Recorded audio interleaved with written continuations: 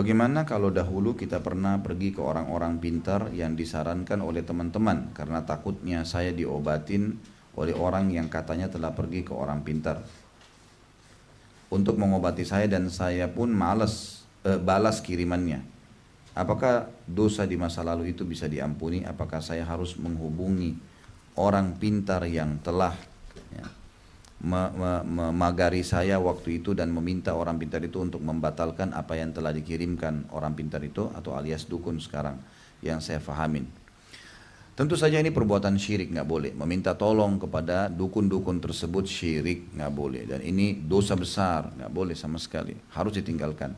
Taubat kepada Allah Subhanahu Wa Taala, dan apapun yang pernah diberikan oleh si dukun tadi, maka Bapak Ibu harus musnahkan, dibakar. Ya, dibakar semua itu, jangan ada di rumah, apapun sifatnya, semahal apapun harganya. Gitu kan? Lalu kemudian ya, setelah kita taubat dan kita batalkan semua itu, tidak perlu datang lagi ke dukun itu. Tidak usah datang untuk batalin pagar-pagarnya apa segala, nggak usah, nggak perlu.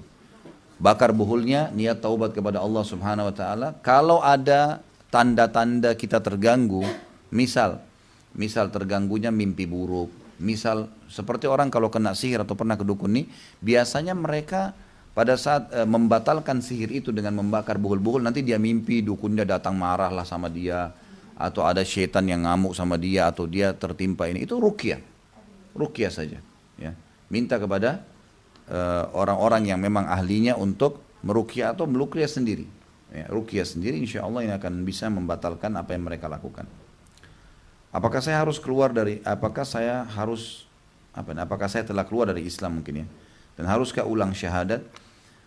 Kalau orang datang ke dukun saja, datang ke dukun, itu tidak batal Islamnya, tapi tidak diterima sholatnya. Ya, tidak diterima sholatnya 40 hari. Tapi kalau ibu ikutin dan bapak ikutin dengan keyakinan memang dukun ini hebat, memang dia mampu, memang dia ini perbuatan syirik, ini harus syahadat lagi. Karena kata Nabi SAW dalam dua buah hadis, siapa yang datang kepada dukun, peramal, penyamun, penyihir, dan yang sejenisnya itu, gitu kan?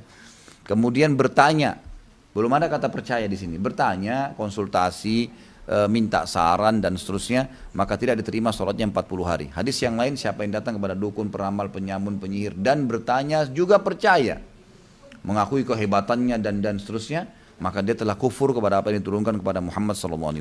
Ulama mengatakan kalau poin kedua, dia harus syahadat lagi.